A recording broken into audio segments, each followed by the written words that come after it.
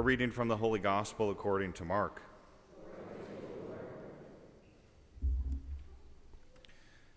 Jesus summoned the 12 and began to send them out 2 by 2 and gave them authority over unclean spirits. He instructed them to take nothing for the journey but a walking stick. No food, no sack, no money in their belts. They were, however, to wear sandals, but not a second tunic. He said to them, "Wherever you enter a house, stay there until you leave. Whatever place does not welcome you or listen to you, leave there and shake the dust off your feet in testimony against them." So they went off and preached repentance. The 12 drove out many demons, and they anointed with oil many who were sick and cured them. The Gospel of the Lord.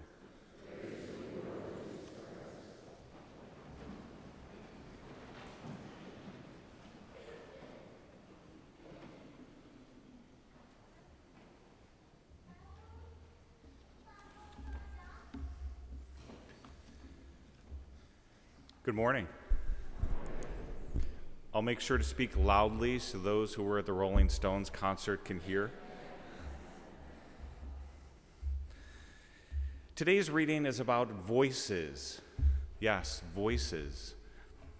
The dictionary defines voice as the sound that's made when air passes over the vocal cords in human speech.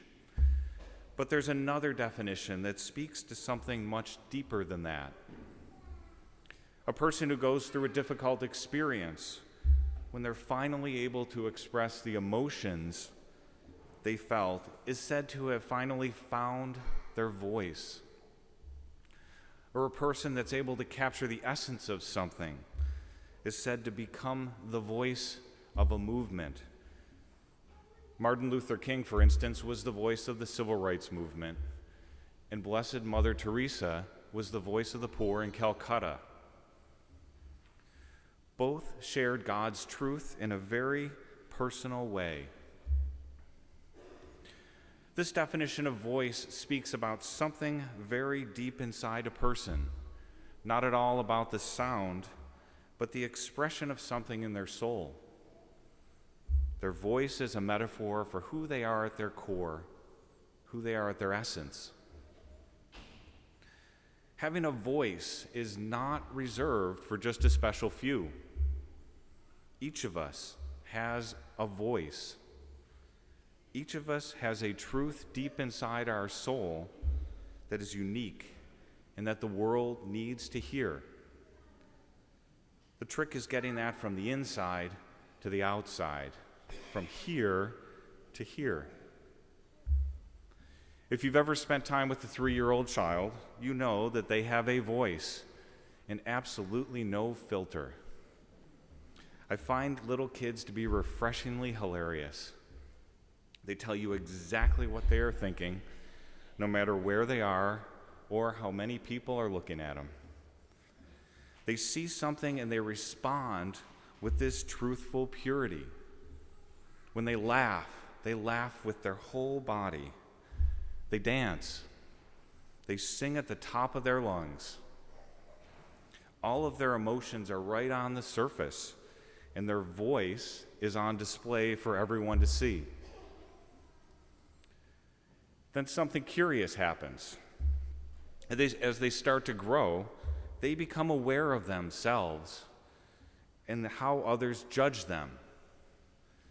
Innocently enough, sometimes it starts with parents when we shush our younger ones when they say something that seems inappropriate or what makes them uncomfortable. Like when little kids walk up to me and say, "Are you a giant?" And their parents get this look of horror on their face.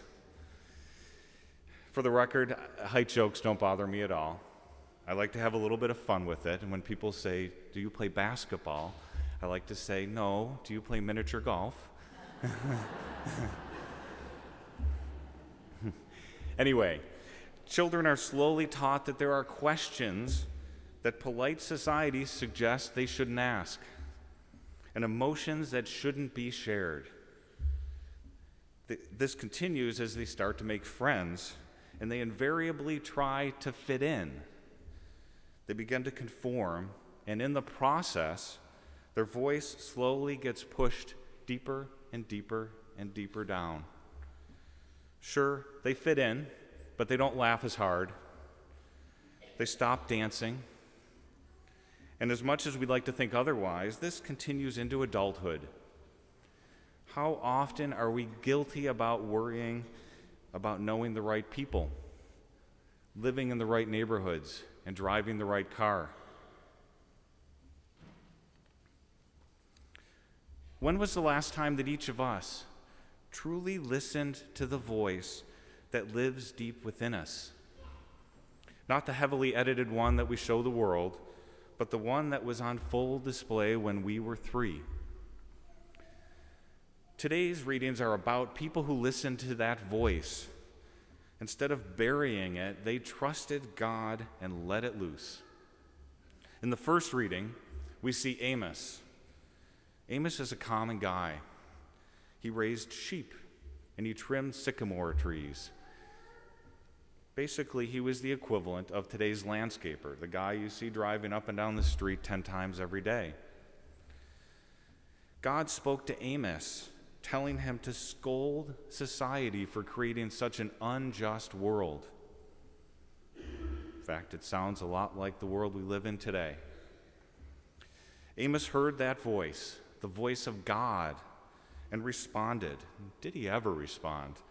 His voice is powerful. We hear that today. People heard God through Amos. In the gospel, we hear the commissioning story of the 12. Jesus gathers to the disciples, pairs them up, and sends them on their way. We hear that they departed and proclaimed a message of repentance. How neat and tidy. Jesus asked and they obeyed. But we know the truth behind it when we read the rest of the gospel. They doubted. They were afraid. They also were in a world that told them to conform. Yet here is Jesus telling them to do something that is completely countercultural. We know that they listened, but we can almost feel the struggle inside of each of those apostles as they tried to escape and release that voice. They too were regular folks just like you and I, but Jesus stirred up a voice deep down inside of them. They needed to make a choice. They could have walked away, but they chose not to. They responded, knowing it would flip their world upside down. They listened, and the rest is history, or as I like to say, it's our story. God asked the same thing of us that he asked of Amos and the apostles. Hear my voice, answer my call. God still looks for Amos's and Peter's and Paul's and Mary's to proclaim his word today. He asks you to find your voice again. That voice that we've been ignoring all these years and that's deep inside ourselves. Some of us are listening. Many of us, though, have tuned that voice out. We ignore it because it's inconvenient and it challenges us. That's unfortunate. I believe that 3-year-olds are connected to God in ways that us old folks have forgotten long ago. And my prayer this week for all of us is that we may live again as if we were 3. Sing, dance, but most importantly, I pray that God may grace us all this week so that we're able to hear the voice that still lives deep inside of us. I'm convinced that somewhere in this church right now there is an Amos, there's a Peter, or there's a Mary. The world needs to hear God's voice come through you. Be 3 again. Don't be afraid. And tell us what God has to say, because we're listening.